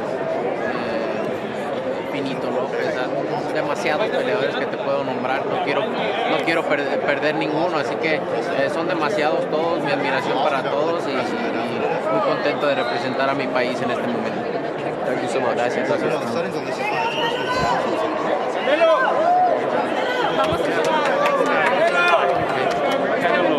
Welcome to the channel. How are you? You have a big fans here in Vegas. Yeah, you know now. Yeah, no, I'm so excited to be here. I always have the support of my fans, and I'm very glad to see them here support me, and I'm very happy. That's great. What does it teach you that this fight is being as part of Riyadh season? No, I'm very happy to be part of Riyadh season. They train me really good. They make this happen here in America. The biggest fight of boxing is gonna happen here in America because Turki Al-Ashi make this happen. So I'm very glad and grateful with Riyadh season. Tell us more about the preparations for the fight on the 13th. Tell us more about the preparations for the fight on the 13th. No, I prefer myself better than ever. I have really good training camp, and I'm ready to show September 13th. Are you ready as usual? I'm more than ready. Do you think it will be the toughest fight? I don't know. We need to see. We need to wait for September 13th because I had a lot of good fights. So. What did she say? I'm his man to win. No, I have a lot of huge fights in my career, so we need to wait till September 13th to see. Last question. Who's your stylist? Who's helping you? Amiri. You have a stylist? Yeah. Choosing Amiri dressing me. That's your stylist? Yeah. Amiri. Shout out to him. Or her? Him. Him. Shout out to him. Thank you very much. Thank you. Thank you. You know, Keith, this is precisely what we never heard from the guy who was commonly perceived as the greatest of all Mexican fighters, the standard bearer for the nation, for the style, Julio Cesar Chavez. This type of fluency, this type of accessibility in America. What does it say about Canelo? That he's a very smart businessman, because it has made him a star in the United States over the course of the last 12, 13 years. He's made gargantuan sums of money. He's a smart guy. He's also been a great trash talker. Yeah. You know, I remember the Demetrius Andrade attempt to crash his post-fight press conference. You want payday. Yeah, no, he is. And he's got a good sense of humor, too. If you've spent some time around Canelo, you know, when you get him in a group setting, you know, with reporters and everything, he's got a good, he likes to joke around and everything. He's got a playful side to him. So my question is this. We know, beyond a shadow of any doubt, that we are now looking at his great resplendent white suit, the richest of all Mexican fighters, okay? By a lot. Can he ever be perceived as the greatest? By whom? By Mexico. By the world. I don't think so. I don't think he'll ever replace Chavez in the hearts of Mexican boxing. Is there anything that he can do on Saturday night against Terrence Crawford that people will leave saying, he's the best, he's the man, he's the all-timer, and not Chavez? Or is that just... I don't think... This is a huge fight, Mark. I'm not trying to downplay the magnitude of the fight, but I just think he's perceived as the favorite, as someone who should win the fight because he's theoretically the bigger man, despite that may or may not be true, and he's supposed to win. So I don't think that there's anything... Now, if he went in there and knocked out Terrence Crawford in the third or fourth round or something, which I obviously wouldn't predict happens, you know, maybe he gets more credit than if he wins a narrow 12-round decision. But I don't think there's really anything he can do to change his legacy by winning this fight. He gets a knockout. I think But then don't you think if he gets the knockout, then they say, look, Crawford really shouldn't have been in this fight. He's really a welterweight. If he gets it that easy, which I don't is likely that either. No, but here's what I do think. If it turns out to be a great fight, and I think that there's an excellent chance it turns out to be a great fight, and you can see what's best about both men. And again, for the sake of argument, he does win a greatly contested fight. You can see that Crawford was comfortable at the weight. And you can see what these guys are, that maybe for the sake of argument, this was a great fight at a great weight. The way they fight, that visual, and that stays with you. And I do think that contributes to the reputation you're standing for decades to come. I do think, in addition, you know, this type of economic opportunity has never been available to a Mexican fighter. He has, in fact, changed the game, and he's doing it at weights that no Mexican fighter has ever had this type of success for. I mean, I hold out Gilberto Ramirez for the moment, but this is not the end of his career. presumably, right? Is there anything he can do from here on out? Because he does hold that Mexican reputation sacred. Is there anything that he can do to improve his standing as the great Mexican fighter and make an argument to supplant Julio Cesar Chavez? I still don't know if he would supplant Chavez. However, if he were to fight David Benavidez, which is the fight that people have wanted to see for the last several years and he frankly has avoided, and he were to beat Benavidez, it would enhance his legacy. I still don't think it would help him, go past Chavez in the minds and hearts of Mexicans. Interesting point. I think I agree with you. I agree with you on the Benavidez, and I think that's part of the unspoken. It's part of what's being unspoken here, and you're right. Look, let's think about what we're going to see on Saturday night. What are the crucial strategic factors? What does Canelo have to do? Well, he better be a lot more aggressive than he was in his last fight, because he can't afford, like you said earlier, Crawford can't afford to give away rounds. Canelo can't afford to allow Crawford to switch on him and bank rounds early in the fight, assuming he gets the credit on the scorecards for doing that. So he can't afford to get off to a slow start either. Think about, you saw some of this in the Kovalev fight, because I had Kovalev Canelo, a really close fight. Although I never had the feeling that the outcome was going to be in doubt. I thought that Canelo was just kind of tightening the noose, and eventually he was going to do what he did. It was a really impressive knockout, but I never thought it was quite in doubt, even when Kovalev was out jabbing him, piling up points. This is a different animal. I'm not sure that he can fall behind to Crawford. And if Crawford is right, and Crawford can do what he told me this morning that he wants to do, be decisive, be in control from the start banking rounds. How much pressure is going to be on that man? How much pressure is going to be on Canelo Alvarez after 4, 5, 6 rounds if he's down on the scorecards? Well, can he play catch-up in the same way against a guy like Terrence Crawford? Down on the scorecards, and that's we've been over this ad nauseum over the course of this telecast, but you never know, which is why we would love open scoring, of course. But will he get desperate toward the later rounds if he really does feel that he's way behind on the cards and fight differently? I can't help but go back to what happened against William Skull. I don't expect him to approach this fight differently, and I certainly don't expect Terrence Crawford to fight the way that William Skull did. He is not going to run. But the fact that he really didn't even try to cut off the ring, I don't know, that didn't sit well with me. I didn't sit well with me either, nor have some of his opponents of late.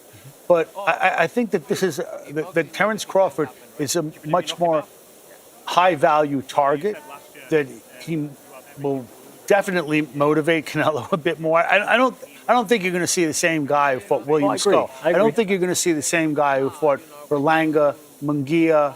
I don't think you're going to see that Canelo. I think that, listen, he understands the game. He knows he can't be that same guy against Crawford.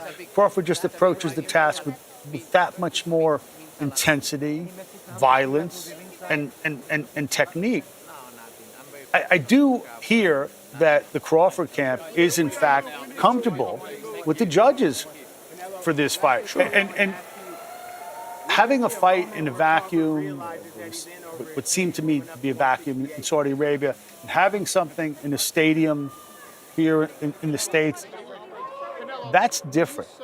And if Crawford, again, for the sake of argument, can succeed in quieting the crowd, and all of a sudden people know what they're looking at, if he can bank rounds, I think that puts Canelo in a really highly pressurized situation.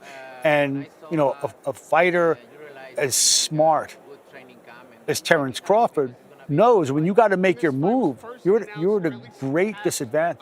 It's not like fighting an old Kovalev here. Yeah, no, I agree.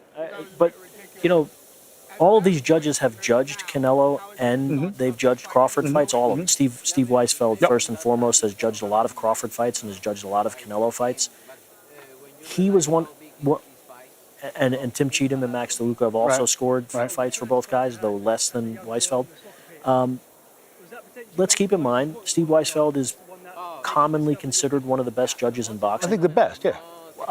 However, he did have Dmitry Bivol winning 115-113, as the other two judges did. And in my opinion, and in the opinion of many others who were there and watched it on TV, Dmitry Bivol won at a minimum 8 rounds in that fight, and he probably won 9 rounds, and he didn't get credit for that. So you have to wonder, is there something about the way that Canelo Alvarez fights that judges like Steve Weisfeld favor and could make it more difficult for Terrence Crawford than other people might perceive it to be as it's happening? But judges are human too, and it's subjective. It's a right. subjective But science. judges are human too, but I also think that the idea of this fight, the perception of this fight, is wholesale different than the Bivol fight. I think that going into the Bivol fight, the presumptive winner, the presumptive favorite, was Canelo. I don't think many people. I don't think people really imagined this thing going to happen the way that it happened. So it almost, my take on this, and again, it's entirely subjective. And if you listen to the broadcast, you heard it as well. People are getting used to the idea, like, oh wait, this isn't what we thought was going to happen, but because this is such a hyped fight, and because Crawford comes into this being Terrence Crawford, a pound-for-pound great, one of the greatest fighters this century, who, if he wins, who knows what he goes down as. I think that people will be, my feeling is that the perception of this fight among the judges will be more even-handed from the jump. You asked a few minutes ago, will Crawford be able to silence the crowd? I was at T-Mobile Arena when Bivol beat him. It was pretty quiet. It's maybe a third of the crowd size that we might see on Saturday night. Right. They were pretty quiet as Bivol banked round after round after round and was clearly in control of the fight going into the championship rounds. It was not on Mexican Independence Day weekend, but it was on Cinco de Mayo weekend. All Canelo fans, Bivol's not selling tickets in Las Vegas, and they were pretty quiet. So yes, Terrence Crawford can silence the crowd if he starts banking rounds and beating Canelo decisively and demoralizing maybe not Canelo, but his fans. Okay. What does Crawford have to do? Or what can't he do? What are the imperatives for Crawford? What he told you today, he cannot get off to a slow start, which he oftentimes does. He can't do it in this fight. What are the imperatives for Canelo? I think he has to put as much pressure on Crawford. Now, he's a counterpuncher, naturally a counterpuncher, obviously, but he has to put as much pressure on Crawford as he can't let Crawford get comfortable. And that's going to be very hard to do because Crawford's comfortability is one of his greatest strengths. He's so confident and so smooth and ambidextrous, and he does so many things well in the ring. Have you ever seen anyone make him uncomfortable? Someone needs to make him uncomfortable, and that's something that Canelo can't sit there. Against Kavalauskas for about 30 seconds. Right, and Gamboa for maybe around that same amount of time. Look what happened to Gamboa. Right, and that's what I'm saying. So but Canelo can't stand there and let Crawford do what he wants. He's going to have to be much more active than he was in his last fight, much more aggressive. See, I think there's another really interesting variable here, maybe the most crucial of the fight outside of who starts better, okay? And that has to do with the natural, Canelo's by nature, powerful guy with a big head and a big neck and a great chin. I don't think Canelo gets nearly enough credit for his chin. That's one factor. The other thing is because he doesn't run, because he will be there, because he is coming up in weight, how does Terrence Crawford take Canelo's punch? Well, of course. And, he's going to be there, and he's a dog, so he's going to get hit at some point. The question is, how does he take that punch from a bigger guy?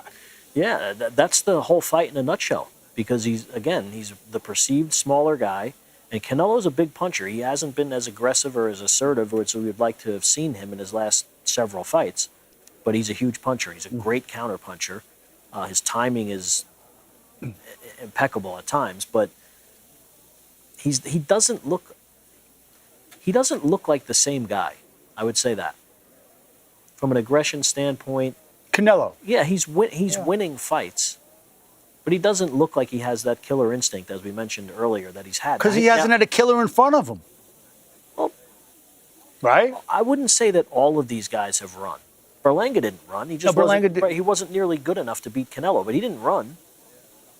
I think that, one of the things that happened with Berlanga, when he gets knocked down, but neither Munguia, as you say, nor Berlanga is in a class with Canelo Alvarez. That much we know. I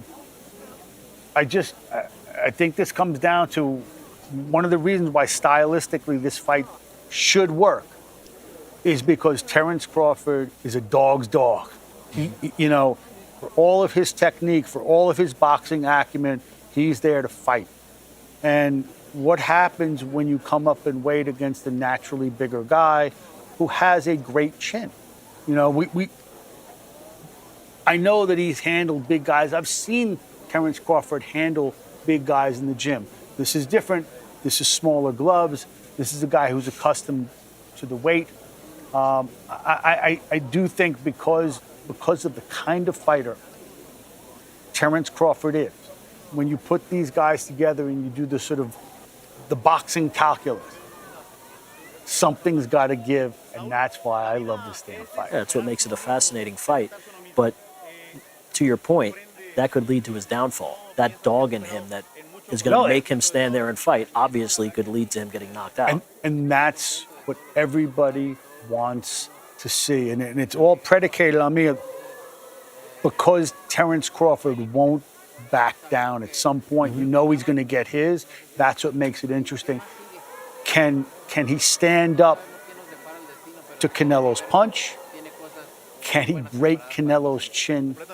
And can Canelo, conversely, do something we've never seen before, which is beat Canelo Crawford, or beat Terrence Crawford, or, as Eddie Reynoso just said, and this is kind of your headline, can Canelo actually do what Reynoso said and knock him out, knock out Terrence Crawford?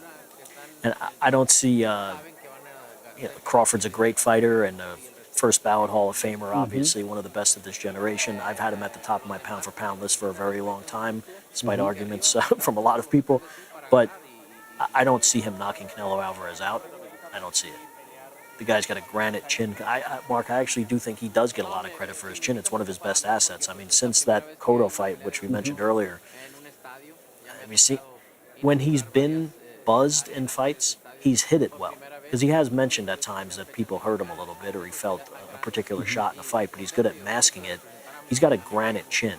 I'm not saying it's impossible, but I would be very surprised if Terrence Crawford knocked out Canelo Alvarez. I would be less surprised if Canelo Alvarez knocked out Terrence Crawford. Okay. I'll give you a white suit if you're right. I think that's going to be great on you, man. Keep pushing his white suit I on think me, that man.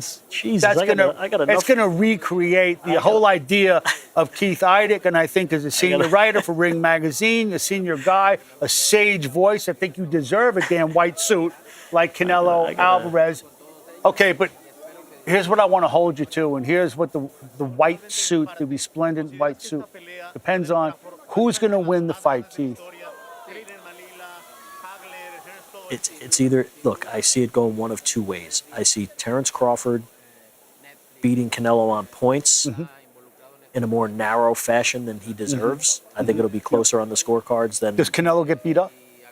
If it happens like that, does Canelo get beat up? No, I just think, no. I think Crawford is just winds up being too smart, too skillful, too athletic, too everything for him, and wins a decision. Maybe like, say he deserves 116, 112, 117, 111. He gets 115, 113. Of course. I mean, I could see that. Very boxing. I could also, I could see Canelo catching him with something late that really impacts the fight. Those are the two ways that I would see it going. You don't see a knockout. You don't see Reynoso. I think if he catches him with something late, I could see him. If he hurts Crawford, I think he'll finish him. Crawford would finish him too because he's one of the best finishers in the history of the sport. I just don't think he's going to hurt Canelo, particularly up top. Those are the two ways I see it going. Crawford winning a decision or Canelo by late stoppage. all I remember, we talked before about the Sean Porter fight, and taking out Sean Porter, to me, I know how tough Sean Porter is. It opened up my sense of possibility for Crawford. I don't know if he knocks him out. I'd lean toward him winning on points. I think your analysis is in fact astute, that if he does win on points, the scorecards will be tighter than they should have been. Yeah. But I could see this going either way, and I think it's going to be a hell of a fight because you have two very violent fighters when they're at their best. And I think that certainly Crawford will demand of Canelo Alvarez that he be at his best. And I think it's a real opportunity for the sport too, Mark. We haven't touched on this much so far, but Max alluded to it several times, that this has the potential to be seen by, more fans, like at a championship level. I don't mean Jake Paul and Mike Tyson or something like that. I mean a real high-level, world-class fight will be seen by more people in the United States and perhaps globally than any fight since Muhammad Ali and Leon Spinks. Leon Spinks in their rematch in 1978. It's a very long time ago. I was a little kid. Even you were a little kid then, right? I was already an old guy. I actually was. I was in high school or something like that. But all kidding aside, I mean, this is something that the sport needs. We need. Well, it needs it for a couple of reasons. First of all, I mean, look, this is this TKO promotion, and we're seeing what could be, or personally I hope to be, a new era in boxing. I'm hoping it's we no longer think of an undefeated record as some sort of prerequisite to getting a big fight. But I also think one of the things that has really diminished boxing's popularity over several decades now is the over-reliance on pay-per-view. Like, not everyone's, just because you're an undefeated guy doesn't make you a pay-per-view fighter. There are very few pay-per-view fighters in the history of the sport. That guy right there in his cool white suit is one of the few. He is, but we're going away from the pay-per-view model now, thankfully. Right. Turkey Al-Sheikh I don't want to see it anymore, to be honest with you. And no one wants to see it anymore. The fans, forget about us. The fans don't want to see it. I think that's one of the reasons why fans lost interest is it became too difficult to get a fight. And at least the Netflix model, on paper or in theory, makes it accessible across the globe. If you played this thing right, as we know, boxing is a great sport. Yeah. I understand all the problems with boxing, and they're not going to go away. But the biggest problem that boxing has had in the pay-per-view model is that the big fights, people, hey, how do you get that? Or what do you do? Where is it on again? People don't know because it's too much. You don't have to worry about where the Super Bowl is or where the NFC Championship game is or where the NBA Finals or the conference finals. You don't need to search high and low for big games and big contests in other sports. In boxing, it's such a damn production that I think that the sport has sort of siloed itself into a diminished state, which is a damn shame. And most households in the United States have at least one Netflix subscription at this point, so it's available to many more people than any other fight that we've seen in quite some time. So you would hope that people like what they see, not only of the main event, but maybe they catch some of the undercard where there's some very good fights. Lester Martinez against Christian Mbili can't miss as an action fight, probably. Yep. Callum Walsh and Fernando Vargas Jr., while not the biggest names in the sport, are evenly matched at this point in their careers, both undefeated guys. So hopefully people see some good action fights. That's precisely the kind of... Right. They're risking their O's at earlier points. They're risking their O's, both of them on the way up. But that makes a thrilling fight. And listen, you can't see Crawford-Canelo every day. It's going to be, this is the kind of fight that's decades in the making. But that kind of fight, that kind of fight, two guys on the way up, that's the kind of fight you should expect to see in a healthy sport. And reward the loser for taking the risk. And that's the UFC model, and that's something that boxing could learn from UFC. The irony is that we're talking about a guy in Canelo right there whose loss to Mayweather didn't hurt him. First of all, it gave him an immense knowledge But second of all, it made him a pay-per-view fighter. Yeah. You know, it popularized him. And I've said this for years now. Your career doesn't become a truly interesting proposition until you lose. That's when it becomes dramatic. Anyway. Yeah, but like I said, I hope people who don't ordinarily watch boxing, as people whose our careers are heavily invested in the health of this sport, and frankly, it needs to be run differently, and that's the path that we're taking now. So let's hope that some people, maybe millions globally, tune into the fights on Saturday night and come away from it with a more positive perception of boxing than they have today. I agree with you wholeheartedly. You don't want that white suit, man. I think you look it up. Man, I'm telling you. That's you, you're man. Killing me with Keith, this white that's you, suit. brother. Can you imagine a white suit like that on my? I mean, I'm yeah, like I think it'd be great, I'm man. like a damn ghost, man. No, as long as you, I just want to make sure, like, no shirt though. You're gonna wear like, I want you to wear like our man. You told me to. I want you to wear. I want you to. Before, Well, I just, Yeah, I can't pull that off. I know my lane, and that ain't it. Is this part of Canelo's legacy? The first stadium fight in Vegas. Yeah. Yeah, I think it's an important part of his legacy. I mean, the stadium fights in Vegas weren't really available until a couple of years ago, until they built this stadium when the NFL came to Las Vegas. But a fight at Sam Boyd Stadium, UNLV Stadium, didn't have the same cachet as Allegiant Stadium. This is something different. This is an NFL stadium. No, absolutely. And it's a statement that this is America's sport. He's going to fill this place up. Yeah, and look what he did during the pandemic when he fought Billy Joe Saunders at AT&T Stadium. I think the paid attendance was somewhere in the mid-60s, which was the largest crowd for an indoor stadium fight since Ali against Leon Spinks the first time. Well, let's hope that this exceeds that in crowd size, and we make good on all the expectations. It will be 9 o'clock live on Netflix, Saturday night. Terrence Crawford, Canelo Alvarez. We are done with the grand arrival, and we are now awaiting the grand fight.